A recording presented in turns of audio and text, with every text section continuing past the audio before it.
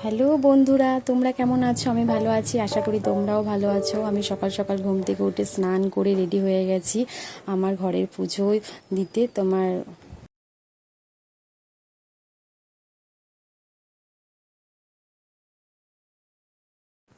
আজকে ফলহারিণী আমাবস্যা। আজকে কে কে আমার মতো ব্রত করেছো কমেন্ট করে বলো প্লিজ।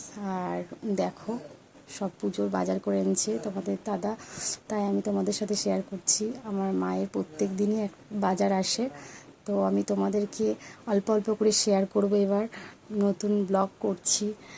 এই যে চিড়ে, আজকে মাকে চিড়ে ভোগ দেবো। চিড়ে এনেছে, দই এনেছে, মিষ্টি এনেছে। আমাদের ধূপকাঠি পুরো মাসেই আনে, তো এইবারটা শেষ হয়ে গেছে, ওই জন্য তোমার দাদাভাই এনেছে। কলা এনেছে, আর কাঁঠালি কলা, এদিকে আম এনেছে, আর তারপরে এইদিকে তোমার লেবু এনেছে।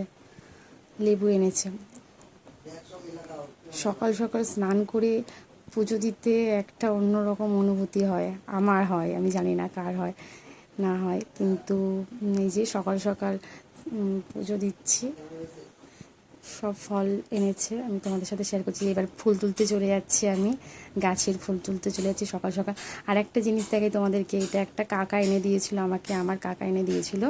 তো মানি প্লান্ট গাছটা একদম ছোট ছিল, এখন অনেকটা বড় হয়ে গেছে।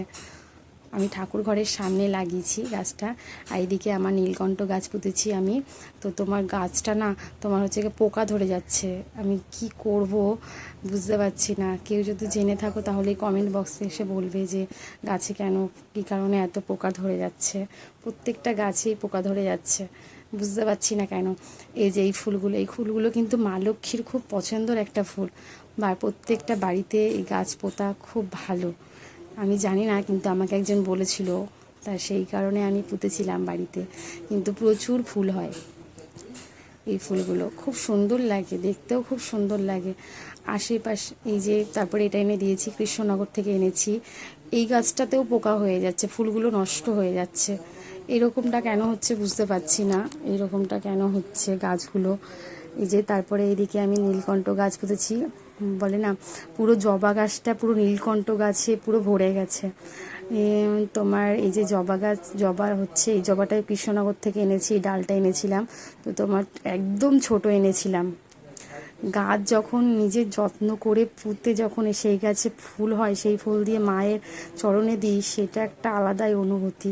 এমনিতে তো প্রত্যেক দিন ফুল আসে আমাদের, তাও একটা গাছের ফুল একটা অন্য রকম ব্যাপার। এই যে এটা হচ্ছে বেগুনি বেগুনি নীলকণ্ঠ, এটা হচ্ছে নীলকণ্ঠ আছে আমার বাড়িতে, সাদা নীলকণ্ঠও আছে। তারপরে এইদিকে সাদা ফুল গাছ আছে।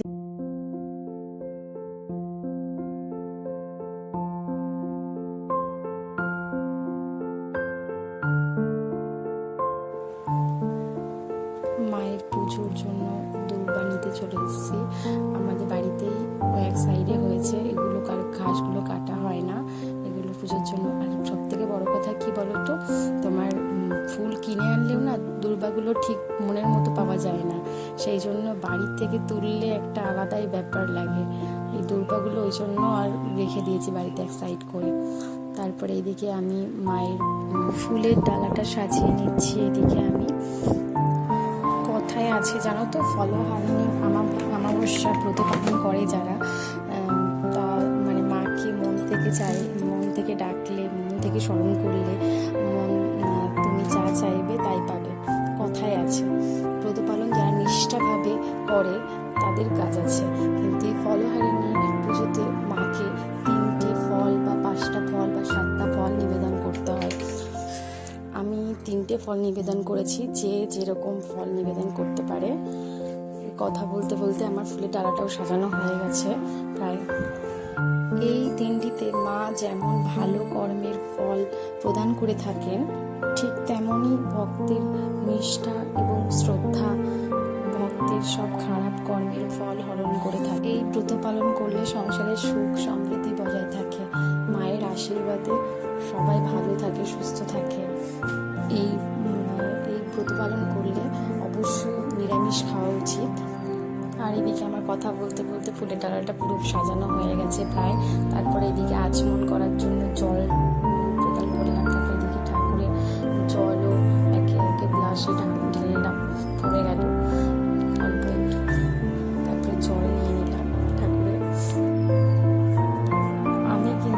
কিছুই জানি না, আমার জ্ঞানের সম্বন্ধে কোনো আইডিয়া নেই। আমি যতটুকু জানি আমি ততটুকুই তোমাদেরকে বলছি, এর থেকে আর বেশি কিছু না। এই যে আমি তারপরে আমার প্রদীপ ধূপকাঠি সব গুছিয়ে নিয়েছি, তারপরে ফলগুলো সব একে একে ধুয়ে নিচ্ছি। ফলগুলো সব আমি একে একে ধুয়ে নিচ্ছি, লেবু ধুয়ে নিচ্ছি, এদিকে আছে কলা, কলাটাও ধুয়ে নিলাম। তারপরে এইদিকে আমার মা জানো তো, ঠাকুর যে কোনো ঠাকুর মন থেকে ভক্তি সহকারে পুজো করলে কোনো মাই ফিরাবে না। এটা আমার ঘরের মা ঠাকুর।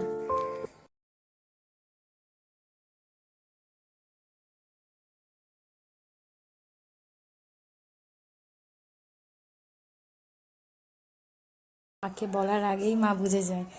তারপরে এদিকে আমার প্রদীপ ধরানো হয়ে গেছে, ধূপকাঠি ধরানো হয়ে গেছে ঠাকুরের।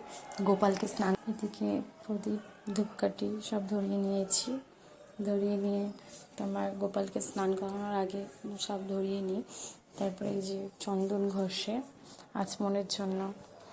গঙ্গে চ যমুনে চৈব গোদাবরী সরস্বতী নর্মদে সিন্ধু কাবেরী জলেস্মিন সন্নিধিং কুরু নমো বিষ্ণু নমো বিষ্ণু নমো বিষ্ণু।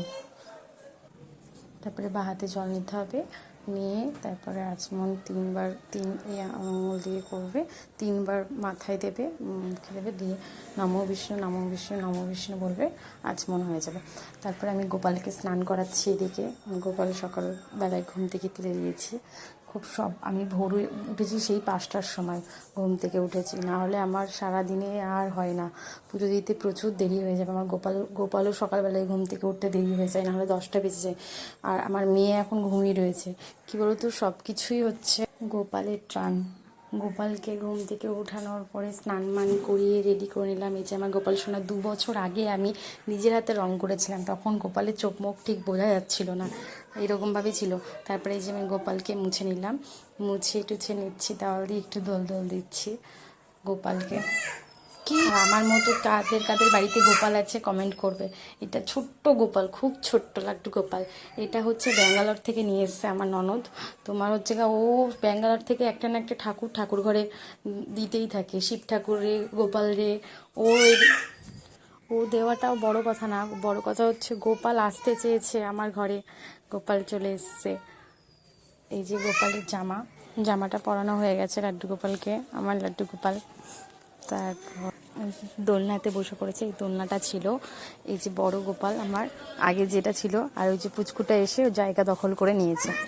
আর সব থেকে বড় কথা, তোমরা তো সবাই জানো, মা মনসার দুধ কলা হচ্ছে সব থেকে প্রিয় প্রসাদ। তোমার দুধ কলা আমি সাজিয়ে নিয়েছি, আর মায়ের ভোগ আজকে নিবেদন করেছি।